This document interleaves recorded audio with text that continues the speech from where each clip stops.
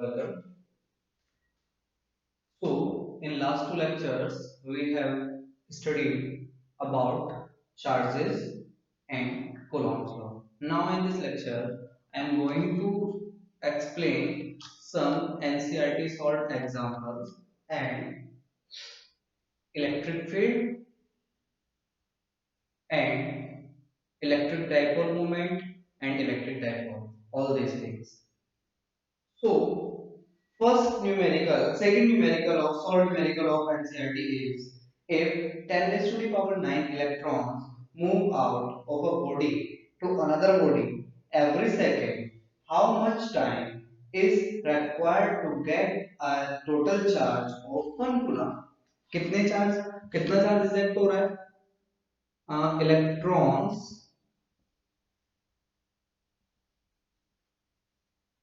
ejected is equals to 10 raised to the power 9 means किसी एक body से 10 raised to the power 9 electrons पर second eject कराया जा रहा है। तो अब उस बॉडी का कितना चार्ज दिया है क्वेश्चन में 1 कूलम्ब चार्ज मतलब किसी बॉडी से इतने इलेक्ट्रॉन या तो इजेक्ट कराया जाए या किसी बॉडी में इतने इलेक्ट्रॉन डाले जाए। तो ये पूछा जा रहा है कि ये जो इजेक्टेड इलेक्ट्रॉन है कितने टाइम में 1 कूलम्ब बन जाएंगे। ठीक है, तो हमें क्या 1 कूलम्ब चार्ज में सबसे पहले नंबर ऑफ इलेक्ट्रॉन देखो, number of electrons in 1 coulomb charge. तो हमने डिफाइन भी किया हुआ था क्वांटाइजेशन ऑफ चार्ज के according q is equals to n n is equals to q upon e। तो चार्ज कितना है यहाँ पे 1 कूलम्ब अपॉन इलेक्ट्रॉन के पास चार्ज कितना होता है 1.6 into 10 raised to the power minus 19 coulomb. Coulomb से कूलम्ब कैंसिल हो जाएगा, यहाँ बचेगा 6.25 into 10 raised to the power 18 electrons. तो 1 कूलम्ब में कितने नंबर ऑफ इलेक्ट्रॉन होते हैं, number of electrons in 1 coulomb charge is equals to 6.25 into 10 raised to the power 18 electrons. तो इतने इलेक्ट्रॉन्स 1 कूलम्ब में होते हैं और 1 सेकंड में इतने इलेक्ट्रॉन्स इजेक्ट हो रहा है। तो टाइम इज इक्वल्स टू सीधा सीधा फॉर्मूला हो जाएगा total number of electrons means 6.25 into 10 raised to the power 18 upon कितना आ जाएगा इलेक्ट्रॉन्स इजेक्टेड पर सेकंड। तो ये आ जाएगा 10 raised to the power 9 इतना सेकंड उसको टाइम लगेगा। जब इसको कैलकुलेट करेंगे तो इसका आंसर हमारे पास आ जाएगा approximately 1.6 into 10 raised to the power minus ये आ जाएगा 6.25। ठीक है, तो मतलब जब इसको हम डिवाइड करेंगे तो ये ऊपर जाएगा माइनस हो जाएगा, ये आएगा 6.25 into 10 raised to the power 9 seconds। Now converted into years, t is equals to 6.25 into 10 raised to the power 9 upon 365 into 24 into 60 into 60। 1 year को तुम्हें कन्वर्ट करना है इसमें सेकंड्स में या 1 सेकंड को कन्वर्ट 1 ईयर में, चलो पहले देखते हैं फिर उसको उल्टा कर देंगे। तो 1 ईयर में कितने सेकंड्स होता है, सबसे पहले चीज ईयर को डेज में कन्वर्ट करो 365, फिर 1 डे को आवर में कन्वर्ट करो इनटू फिर 1 आवर को मिनट में कन्वर्ट करो फिर 1 मिनट को सेकंड में कन्वर्ट करो। That will be the calculation for to convert 1 year into seconds. Now, if 1 seconds, if you want to convert 1 second into year, then it will be 1 upon 365 into 24 into 60 into 60। तो यहाँ मैंने वही तो किया है, तो ये कितना आ जाएगा, ये अप्रोक्सीमेटली जो हमारा इसका आंसर आएगा जो कैलकुलेशन करने के बाद वो आएगा 198 years, 198 years.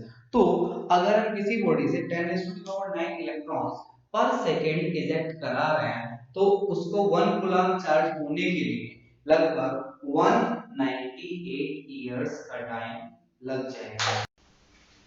So our next numerical is 1.3। How much positive and negative charge is there in a cup of water? तो अगर हमें 1 कप वाटर दिया है तो जनरल सी बात है हम इसको कप छोटे भी होते हैं बड़े भी होते हैं, लेकिन हमने एक चीज फिक्स कर दी, अगर कहीं पर भी 1 कप वाटर दिया जाए या 1 कप सब्सटेंस दिया जाएगा, then you will take it 250 gram. 1 cup water में 250 चलो ml लिख देते, इतने ml आ गए, और वाटर के केस में जितने ml होता है उतना ही ग्राम होता है, means 1 ml of water is equals to 1 gram, तो इट विल बी 250 ग्राम। अब सबसे पहली चीज जो हम यहाँ पर करने वाले हैं, सबसे पहले हमें क्या निकालना है, नंबर ऑफ एटम्स, फिर इलेक्ट्रॉन या proton in one, number of molecules यहां फाइंड करेंगे हम, ठीक है, electron in one molecule and proton in one molecule. तो अगर हम सबसे पहले number of atom, number of molecule find कर दें, उसके बाद इलेक्ट्रॉन निकाल दें कि एक मॉलिक्यूल में कितने नंबर ऑफ इलेक्ट्रॉन्स होंगे, तब हमें पता चल जाएगा कि हाँ उस पर कितना पॉजिटिव चार्ज होगा। तो सबसे पहली चीज हमारी टास्क है कि हम नंबर ऑफ मॉलिक्यूल्स फाइंड करें कि इस 1 कप वाटर में नंबर ऑफ मॉलिक्यूल्स कितने होंगे। So if we want to find the number of molecules, then we will apply the Avogadro number, और मोल कौन सा है। सो तो हमारे पास नंबर ऑफ एटम्स या नंबर ऑफ मॉलिक्यूल्स फाइंड करने के लिए given mass, number of moles, सबसे पहले चीज हम क्या फाइंड करेंगे, नंबर ऑफ मोल्स, कितना हो जाएगा, given mass upon molar mass. अब वाटर का क्या होगा, वाटर का molar mass of water,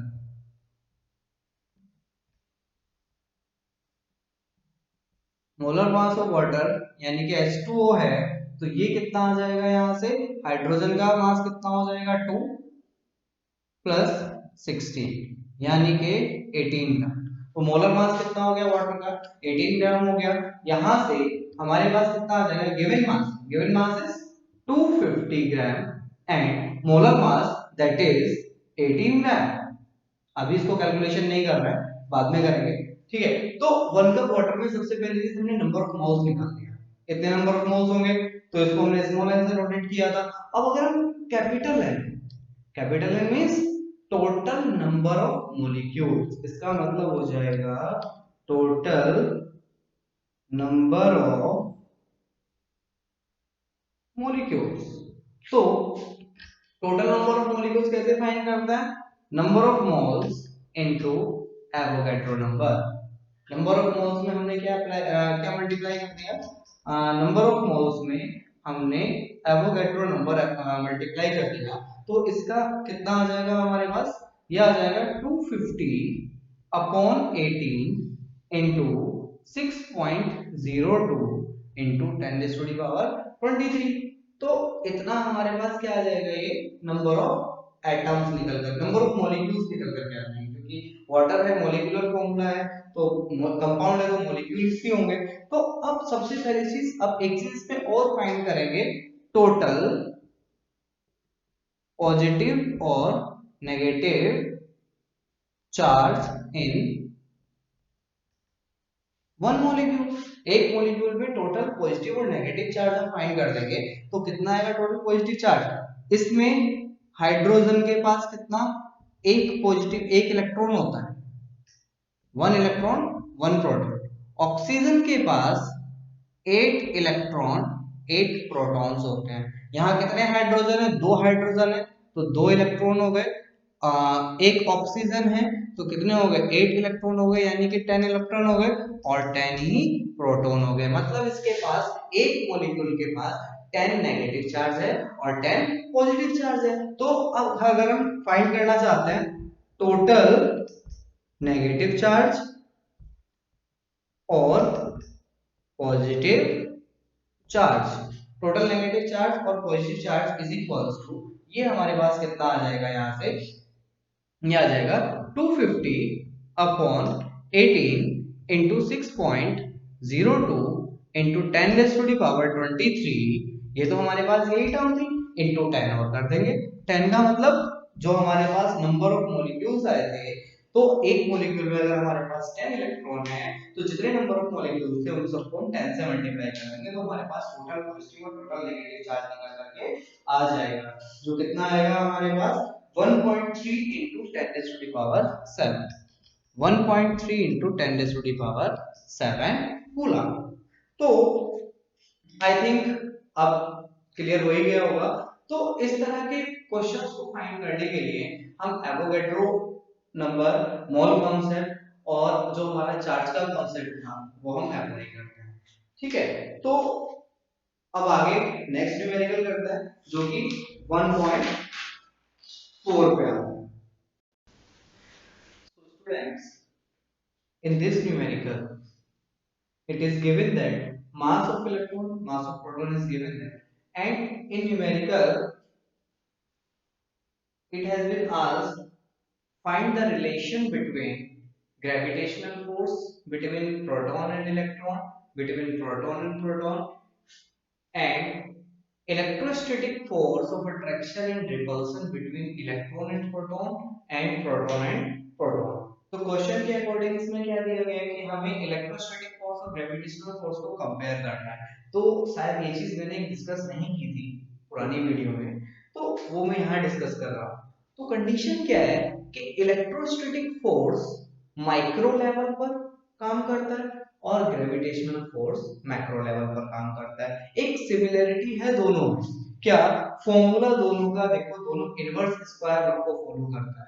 inverse square law क्या है कि अगर कोई भी चीज जो फोर्स है वो रेट मतलब जो चार्जेस हैं उन दोनों के बीच की डिस्टेंस के स्क्वायर के इनवर्सली प्रोपोर्शनल है, so this is known as the inverse square. ये शायद I think we already read in class 11 in chapter gravitation में हमने पहले से पढ़ लिया है कि लॉ इनवर्स स्क्वायर लॉ होता है। तो बेसिकली इनवर्स स्क्वायर लॉ का मतलब है कि अगर फोर्स या जो फोर्स है हमारे पास वो इनवर्सली प्रोपोर्शनल है किसके, जो चार्जेस हैं या जो जो बॉडीज है उनके बीच की डिस्टेंस के स्क्वायर के, तो that's why it is known as the inverse square law. ठीक है, तो उसके बाद दोनों ही सेंट्रल फोर्सेस हैं, ग्रेविटेशनल भी और इलेक्ट्रोस्टैटिक भी, लेकिन अंतर क्या है दोनों में, माइक्रो लेवल पर इलेक्ट्रोस्टैटिक बहुत ज्यादा होता है और मैक्रो मैक्रो लेवल पर ग्रेविटेशन। तो ग्रेविटेशन माइक्रो लेवल पर डोमिनेट कर जाता है और इलेक्ट्रोस्टैटिक मैक्रो लेवल पर डोमिनेट कर जाता है। मैक्रो लेवल और मैक्रो लेवल का मतलब है कि अगर इलेक्ट्रॉन्स या प्रोटॉन्स के बारे में हम बात कर रहे हैं, मास ही देख लेते हैं, मास ऑफ इलेक्ट्रॉन कितना है 9.11 into 10 raised to the power minus 31 kilogram. बहुत भारी है ना? नहीं, बहुत हल्का है क्योंकि -31 किलोग्राम दिया हुआ है। सेम है प्रोटॉन, प्रोटॉन का मास कितना है 1.67 into 10 raised to the power minus 27 kilogram. अब ये आज तक देखे भी नहीं गए हैं इलेक्ट्रॉन और प्रोटॉन, क्योंकि जो हमारे पास लेटेस्ट माइक्रोस्कोप है वो इलेक्ट्रॉन माइक्रोस्कोप यूज होता है और इलेक्ट्रॉन माइक्रोस्कोप से हम इलेक्ट्रॉन का साइज नहीं देख सकते हैं। तो अभी तक इनका हमें साइज भी नहीं पता है, हम नेक्ड आई से इनको देख भी नहीं सकते हैं और मास भी इनका इतना कम है। तो इतने कम मास के केस में जो ग्रेविटेशन है वो डोमिनेट कर जाएगा। मतलब कहने का ये है कि ग्रेविटेशन एक तरीके से नेग्लिजिबल रहेगा। मास जितना कम ग्रेविटेशन उतना कम, मास जितना ज्यादा ग्रेविटेशन उतना ज्यादा। जैसे कि अर्थ और सन के बीच की हम बात करें तो शायद ग्रेविटेशन काफी अच्छा लेवल पर लगेगा उसमें। तो अब हम दोनों के बीच कंपेयर करते हैं। सबसे पहले हमने इलेक्ट्रोस्टैटिक फोर्स का फॉर्मूला लिख लिया 1/4 pi epsilon not q1 q2 upon r square. यहां मैंने मॉड्यूलस लिया, दोनों चार्जेस का मॉड्यूलस लिया है, कोई प्रॉब्लम नहीं है। अगर हम नॉर्मल फोर्स फाइंड कर रहे हैं तो हम दोनों का मॉड्यूलस यानी कि मॉड्यूलस का मतलब है कि इलेक्ट्रॉन पर चार्ज कितना होता है, इलेक्ट्रॉन पर बेसिकली चार्ज होगा 1.6 into 10 raised to the power minus 19, लेकिन ये नेगेटिव में होता है, minus 1.6 into 10 raised to the power minus 19 coulomb. But अगर हम मॉड्यूलस अप्लाई कर देते हैं तो वो माइनस को प्लस कर देता है, मॉड्यूलस का मतलब दोनों का सेम होता है। तो अब हमने क्या किया, ये हमारे पास फॉर्मूला निकल करके आ गया e square upon 4 pi epsilon not r square. वैसे ही सेम हमारे पास ग्रेविटेशन के लिए है g mass of proton mass of electron upon r square. दोनों के बीच की चार्जेस के बीच की डिस्टेंस सेम थी इलेक्ट्रोस्टैटिक फोर्स के केस में भी और ग्रेविटेशनल फोर्स के केस में भी। उसके बाद नेक्स्ट Fe अपॉन mg, यानी कि हमने क्या किया, electrostatic force upon gravitational force कर दिया, तो ये कितना आ जाएगा, ये आ जाएगा e square upon 4 pi epsilon not r square upon capital G capital MP me upon r square. तो आई थिंक आई स्क्वायर से r स्क्वायर कैंसिल हो जाएगा, बचेगा कितना, ये इसके साथ मल्टीप्लाई कर जाएगा, ये बचेगा e square upon 4 pi capital G mass of proton mass of electron. तो अब इस केस में जो आंसर आएगा वो आएगा 2.4 into 10 raised to the power 2.4 into 10 raised to the power 39। मतलब कहने का ये है कि इलेक्ट्रोस्टैटिक फोर्स अगर हम अप्रोक्सीमेसी की बात करें तो we can say that Fe is equals to approximately 10 raised to the power 39 times of Fg। मतलब इलेक्ट्रोस्टैटिक फोर्स ग्रेविटेशनल फोर्स का 10 raised to the power 39 times ज्यादा होगा। तो ग्रेविटेशनल फोर्स से इलेक्ट्रोस्टैटिक फोर्स बहुत ज्यादा होता है, कब, जब डिस्टेंसेस बहुत कम। अब इसी के केस में अगर डिस्टेंसेस हम 4-5 मीटर कर दें या बहुत ज्यादा डिस्टेंस कर दें, मान लिया एक चार्ज हमने अर्थ पे रख दिया, एक चार्ज हमने मून पे रख दिया, तो कंडीशन क्या होगी उसके केस में, बीच में मतलब जो डिस्टेंस है वो बहुत ज्यादा हो जाएगी और इलेक्ट्रोस्टैटिक फोर्स ऑफ अट्रैक्शन नहीं लगेगा। जैसे कि दो मैग्नेट हमने लिए, अगर हम एक मैग्नेट के नॉर्थ नॉर्थ पोल करके जब उसको पीछे की तरफ मूव कराते हुए चलते हैं, तो एक कंडीशन अगर मतलब उसको ज्यादा दूर हम ले जाते हैं तो कंडीशन ये आती है कि वो उस दूसरी वाली मैग्नेट को बिल्कुल भी अफेक्ट नहीं कर पाता।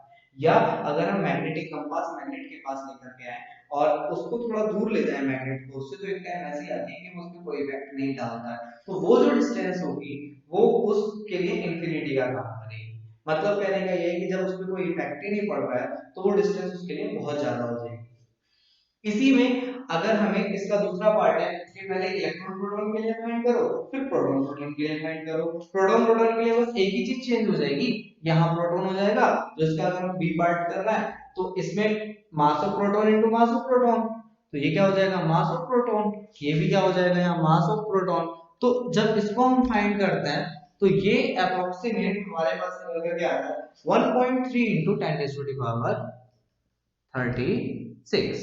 तो ये कितना हो जाएगा, approximate 10 raised to the power 36 times of Fc proton proton के बीच। तो समझ में आ गया इतना, ठीक है। अब उसने नेक्स्ट, इसके नेक्स्ट पार्ट में कहा है estimate the acceleration of electron and proton due to the electrical force of their mutual attraction when they are at 1 angstrom. मतलब अब जो चार्जेस हैं वो उसने 1 एंगस्ट्रॉम के डिस्टेंस पर रख दिए हैं, तब उसने पूछा है कि हाँ अब बताओ कि जो फोर्स लग रहा है हम दोनों के बीच, अगर चार्जेस को हम फ्री छोड़ दें तो कितने एक्सेलरेशन के साथ में एक दूसरे की तरफ मूव करेंगे। नेक्स्ट केस में अभी मैंने क्वेश्चन रीड किया था, बताया था कि क्या होगा, ठीक है, एनसीईआरटी बुक से अपना क्वेश्चन देख लेना, तो मैं एक्सप्लेन कर रहा हूं उसको।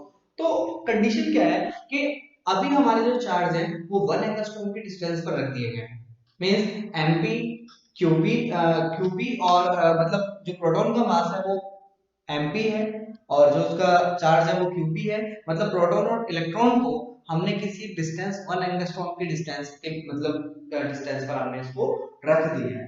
तो अब कंडीशन क्या होगी कि पहली चीज तो फोर्स लग रहा है, दोनों के बीच हमने इलेक्ट्रोस्टैटिक फोर्स निकाल दिया, अब दोनों एक दूसरे की तरफ मूव भी कर रहे हैं क्योंकि हमने इनको फ्री छोड़ दिया है। एक्सेलरेशन फाइंड करने के लिए हमारे पास न्यूटन सेकंड लॉ के according to Newton's second law we have F is equals to mp into a।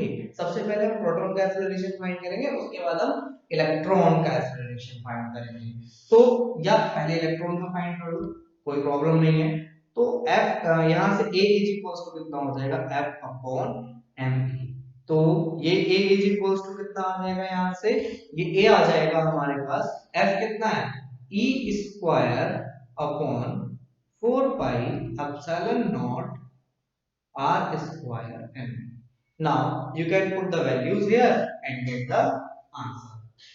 तो वैल्यूज क्या हो जाएंगे हमारे पास, a is equals to 9 into 10 raise to the power 9, क्योंकि 1/4 पाई एप्सिलॉन नॉट की वैल्यू कितनी होती है 9 into 10 raise to the power 9, ठीक है, इंटू ई स्क्वायर यानी कि 1.6 into 10 raise to the power minus 19 का स्क्वायर आ जाएगा अपॉन 4 पाई एप्सिलॉन नॉट हो गया, r का मतलब है 10 raise to the power minus 10 का square into me, mass of electron 9.11 into 10 raise to the power minus 31। तो जब इसको हम कैलकुलेट करेंगे तो इसका जो आंसर आएगा वो हमारे पास आ जाएगा 2.5 into 10 raised to the power 22, 2.5 into 10 raised to the power 22 unit आएगी मीटर पर सेकंड स्क्वायर।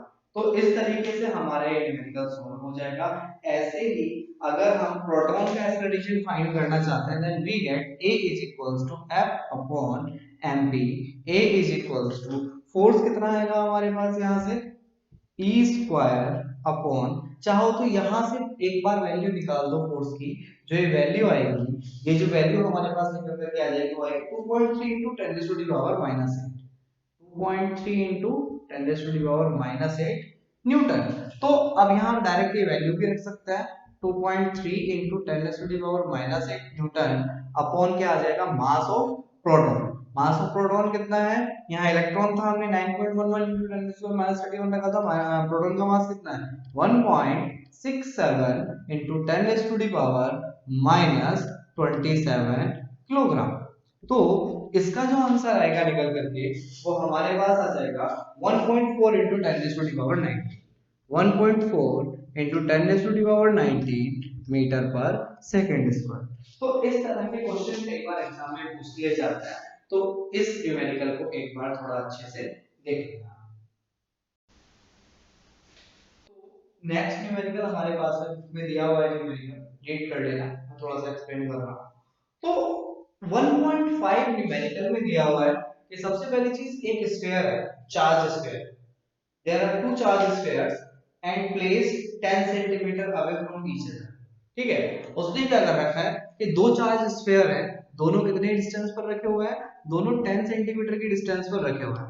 इस पर मान लिया कोई भी चार्ज रखा हुआ है, इस पर भी कुछ चार्ज है, फिर इसने क्या किया है इन दोनों के पास एक एक अनचार्ज बॉडी ला करके रख दी है, तो इसका आधा चार्ज यहाँ आ जाएगा, इसका आधा चार्ज यहाँ आ जाएगा, ठीक है। उसके बाद क्या किया इसने इन दोनों के बीच की डिस्टेंस को हाफ कर दिया है, मतलब पहले दोनों चार्जेस रखे हुए थे, तो जब दोनों चार्जेस एयर में रखे हुए हैं तो कंडीशन क्या होगी हमारे पास जो फर्स्ट केस का फोर्स आ जाएगा वो आ जाएगा ये F1 is equals to 1 upon 4 pi epsilon naught Q1 Q2 upon R square। Second case के लिए इसने क्या किया है कि पहले इसने दोनों चार्जेस को अनचार्ज बॉडी के साथ टच कर दिया, तो क्या होगा आधा चार्ज इधर आ जाएगा, इधर चार्ज आ जाएगा, मतलब अब जो चार्ज बचा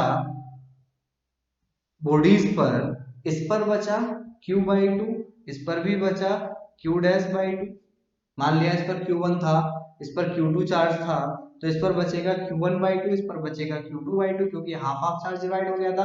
अब उसके बाद उसने इन दोनों के बीच की डिस्टेंस भी आधी कर दी 5 सेंटीमीटर। तो ये क्वेश्चन बिना वैल्यू पुट किए ही हमारा हो रहा है, वो कैसे, पहले केस में मैंने ये लिख दिया, दूसरे केस में हमारे पास क्या हो जाएगा, मान लिया second case F2 is equals to 1 upon 4 by epsilon naught constant है, इस पर तो कोई फर्क पड़ेगा नहीं। तो नेक्स्ट हमारे पास क्या आ जाएगा कि जो बॉडी पर चार्ज था वो कितना हो जाएगा Q1/2 into Q2/2 अपॉन जो डिस्टेंस थी वो हो गई हाफ, तो R/2 का होल स्क्वायर।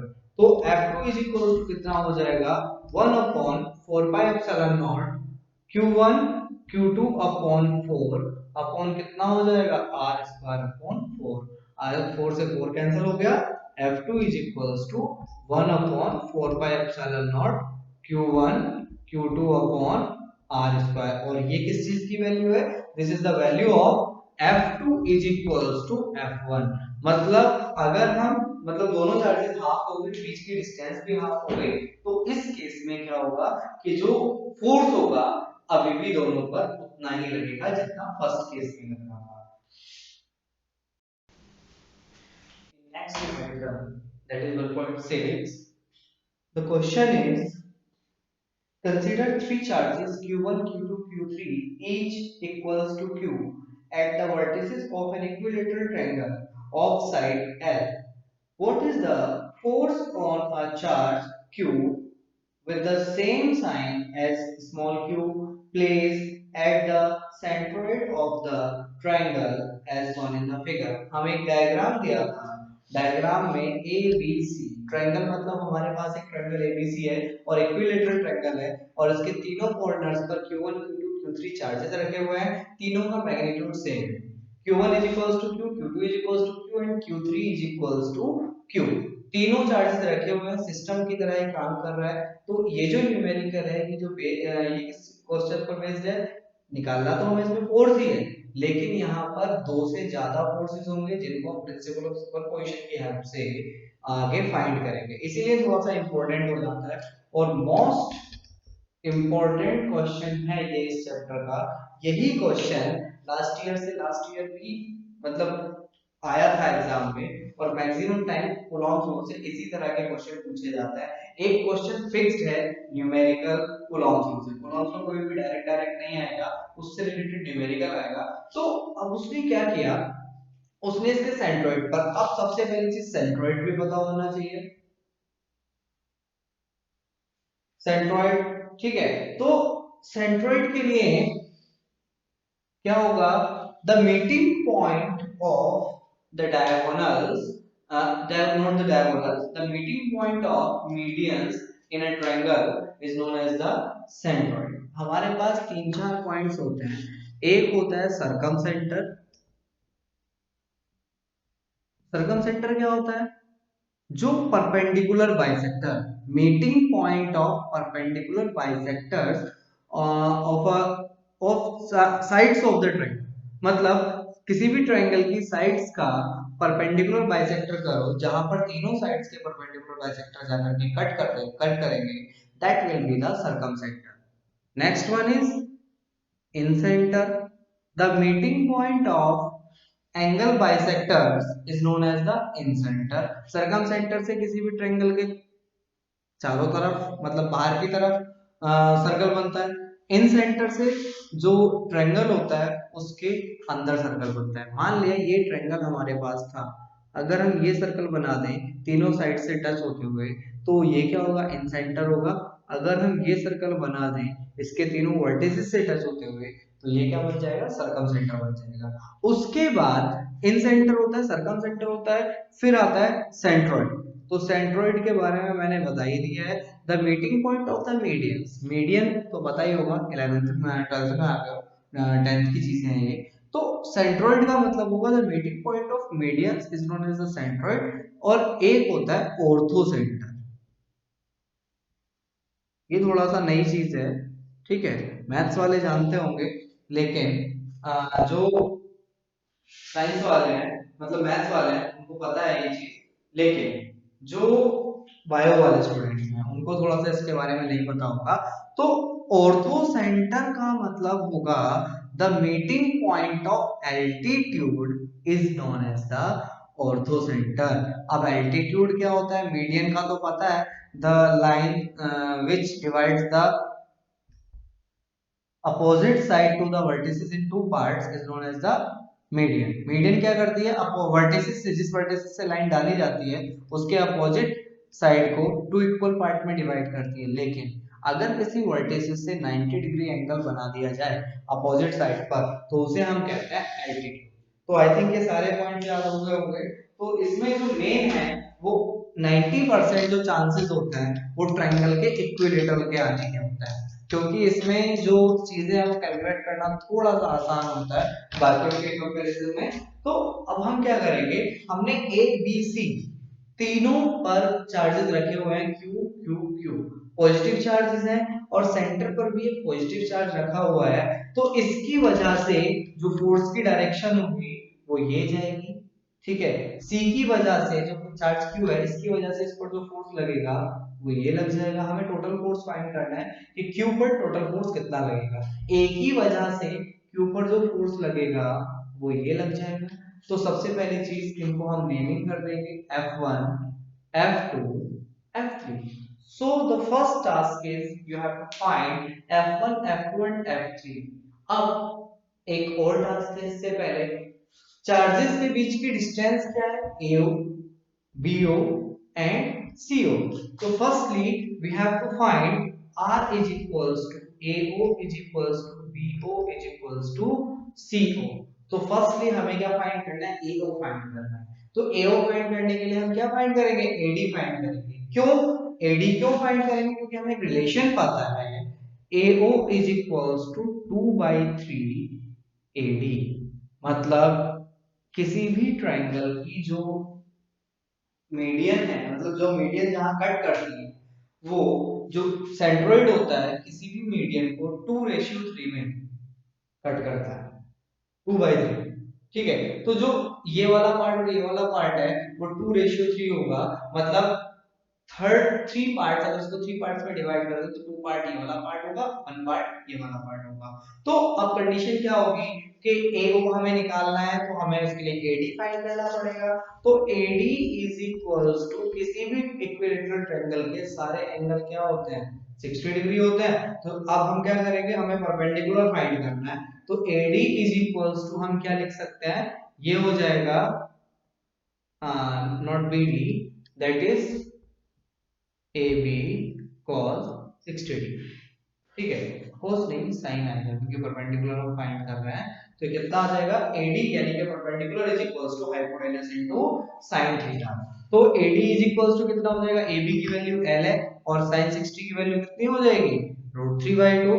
तो यहां से AD इज इक्वल्स टू कितना आ गया, √3/2 L। ठीक है, अब यहां से हम AO भी फाइंड कर देंगे। तो AO इज इक्वल्स टू कितना हो जाएगा, 2/3 इंटू √3/2 इंटू L। इससे ये कैंसिल हो जाएगा और √3 से 3 √3 टाइम्स कैंसिल हो जाएगी, क्योंकि 3 को हम √3 इंटू √3 लिख सकते हैं। तो ये क्या हो जाएगा, AO is equals to L by √3 यानी कि is equals to R। R की जगह हम क्या लिख सकते हैं, L अपॉन √3 लिख सकते हैं। So firstly we have to find the F1, 1 upon 4 pi epsilon naught small q into capital Q upon कितना हो जाएगा, डिस्टेंस कितनी हमने फाइंड की है, L upon under root 3 square means 1 upon 4 pi epsilon naught कितना आ जाएगा, यहां से ये आ जाएगा 3QQ upon L square। Similarly F2 is equals to, force तो तीनों के तीनों सेम होंगी ना क्योंकि चार्जेस सेम है। तो F2 is equals to कितना हो जाएगा, 1/4 pi epsilon naught QQ 3QQ upon L square, equation number 2।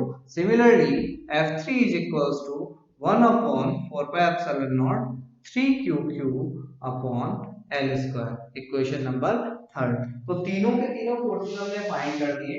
तीनों के तीनों फोर्सेस फाइंड करने के बाद अब हमें क्या करना है, सबसे पहली चीज हमारे पास कुछ इस तरीके से फोर्सेस हैं, एक ये है, एक ये है और एक ये है। सबसे पहली चीज हमें ये F2 और F3 का रिजल्टेंट फाइंड करना पड़ेगा, तब जाकर के हम उसको किसके साथ कंपेयर कराएंगे, F3 के साथ कंपेयर करा देंगे। तो सबसे पहले हमें क्या फाइंड करना है, F2 और F3 का रिजल्टेंट फाइंड करना है।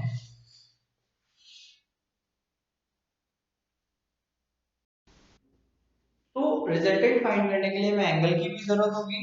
तो ये वाला जो एंगल होगा वो होगा 120 डिग्री। कैसे 120 होगा, हमें पता है कि अगर किसी भी ट्रायंगल की मीडियंस, मतलब अब जो इक्विलैटरल ट्रायंगल है उसमें मीडियंस, एल्टीट्यूड और एंगल बाइसेक्टर सब एक ही होते हैं। तो ये एंगल बाइसेक्टर्स जहां जाकर के मिल रहे हैं, अगर ये इस साइड ने इस एंगल को बाइसेक्ट किया है, इस लाइन ने इस एंगल को बाइसेक्ट किया है, तो जहां पर जाकर ये मिल रहा है तो ये वाला जो एंगल होगा वो इसका जस्ट डबल होगा। तो ये कितना हो गया, एंगल कितना हो गया, 120 डिग्री हो गया। अब अगर ये एंगल हमारे पास 120 डिग्री है तो कैसे हम इसमें रिजल्टेंट का फॉर्मूला अप्लाई करेंगे, then f dash is equals to under root f2 square plus f3 square plus 2 f1 f2 f1 f2 नहीं आएगा, f2 F3 cos 120 डिग्री। ठीक है, तो हम क्या इसमें F2 और F3 को इक्वल रख सकते हैं। क्यों? क्योंकि यहां से तो हमें चीज मतलब वैल्यू मिली है। F1 is equals to F2 is equals to F3 is equals to F। इसको F के इक्वल पुट कर दो, तो F dash is equals to ये कितना हो जाएगा, F square plus F square plus cos 120 की वैल्यू कितनी होगी, cos 90 प्लस 30। सेकंड क्वाड्रेंट में cos माइनस होता है, तो ये कितना आ जाएगा, minus 2 F square into cos 30 की वैल्यू यहाँ पर हम पुट कर देंगे। ये क्या आ जाएगा, cos 30 डिग्री। इतना क्लियर हो जाना चाहिए। तो अब क्या करेंगे हम इसमें आगे, f dash is equals to under root F square, ये हो जाएगा 2f स्क्वायर, ये हो गया 2f square minus 2f square into cos 30 की वैल्यू होगी 1/, cos 30 कितना हो जाएगा, 1 cos 30 इज इक्वल्स टू, तो हाँ यहाँ थोड़ा सा मिस्टेक हुआ है। ये cos 120 का मतलब क्या हो जाएगा, cos 90 प्लस 30, तो ये कितना आ जाएगा यहाँ से, ये आ जाएगा sin 30, और sin 30 की वैल्यू कितनी होती है, 1/2, 1/2 से 1/2 कैंसिल हुआ, तो f dash is equals to हमारे पास निकल करके आ गया, ये आ गया 2f square minus f square, तो ये कितना आ जाएगा यहाँ से, f dash is equals to f निकल करके आ जाएगा। ठीक है, तो अब f dash is equals to f आ गया, तो हाँ इन दोनों का रिजल्टेंट निकल करके आ गया। अब हम सीधा सीधा इसमें आगे प्रोसीड करते हैं, तो इसके केस में अब आगे क्या हो जाएगा, f डैश की वैल्यू आ गई, नाउ अप्लाई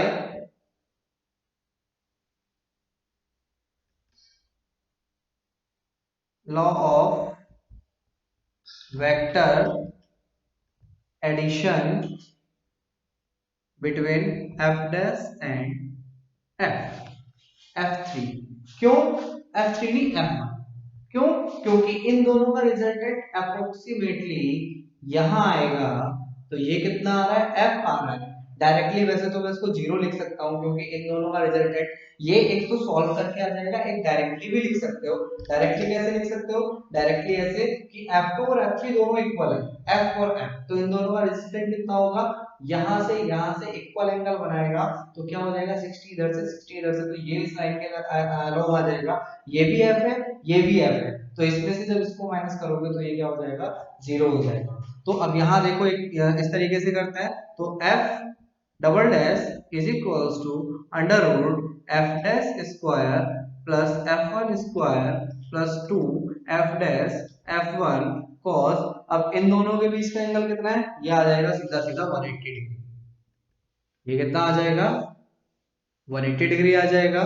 ठीक है, तो f double dash is equals to, ठीक है, किस किस के बीच एंगल हम ले रहे थे, f1 और f डैश के बीच एंगल ले रहे थे, ये f dash is equals to f निकल करके आया था, तो f dash is equals to f निकल करके आएगा, तो ये कितना हो जाएगा, f स्क्वायर प्लस ये कितना हो जाएगा, f स्क्वायर प्लस cos 180 की वैल्यू होती है -1, तो ये हो जाएगा -2 f स्क्वायर,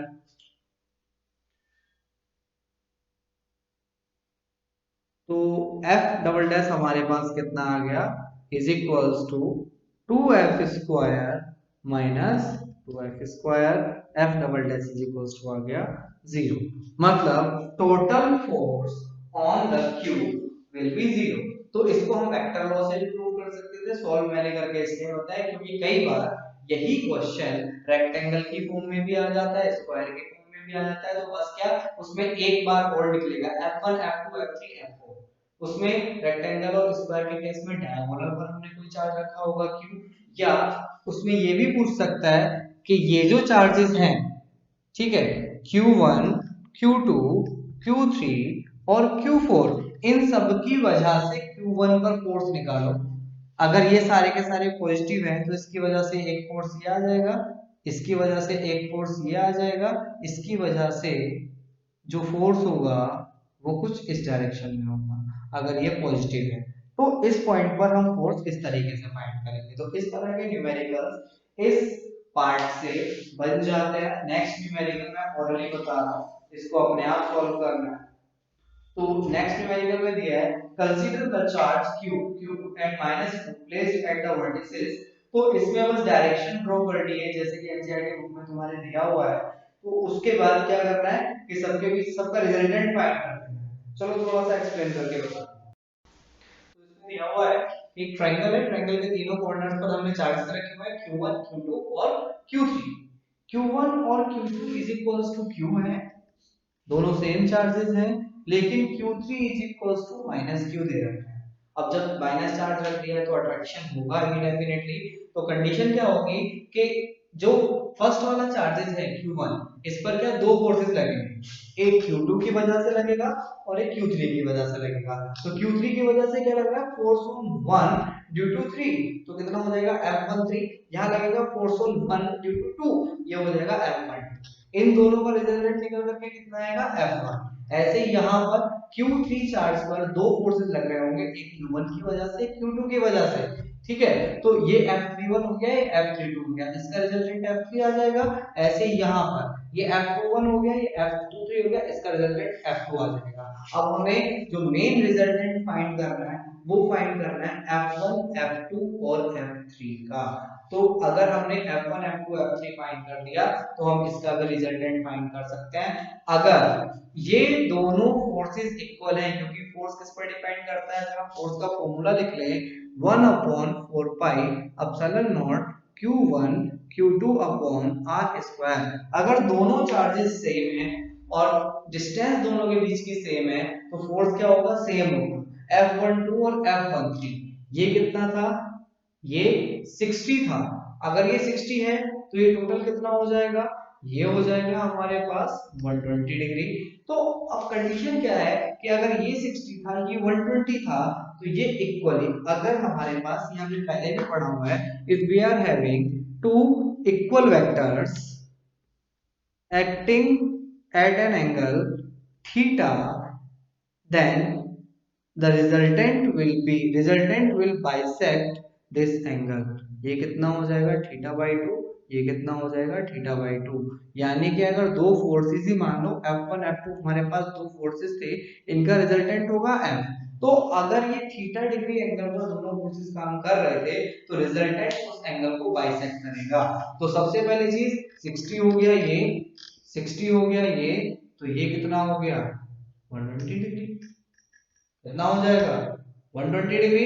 अगर ये 120 डिग्री है तो ये इधर 30 डिग्री है, ये इधर 30 डिग्री है। ठीक है, तो इसका अगर हम एंगल फाइंड करेंगे तो ये आ जाएगा हमारे पास, ये भी 120 आ जाएगा और ये भी 120 आ जाएगा। सारे के सारे एंगल सेम है, तो यहाँ पे हमें क्या फाइंड करना है, F1 F2 F3 फाइंड करना है। रिजल्टेंट का फॉर्मूला लगा देना है, क्योंकि इन दोनों का रिजल्टेंट ये आएगा। तो अगर F1 और F2 हमने फाइंड कर लिया जो कि दोनों पॉजिटिव थे, F3 हमारा डाउनवर्ड लग रहा था, फाइंड करो आंसर आ जाएगा। तो right. In this lecture, we covered all the numericals related to charges and coulombs. Coulombs law से related जैसा कि मैंने बताया था न्यूमेरिकल डेफिनेटली आएगा, तो प्लीज इसको अच्छे से पढ़ लेना और न्यूमेरिकल इससे रिलेटेड जो मिले उनको सॉल्व कर लेना।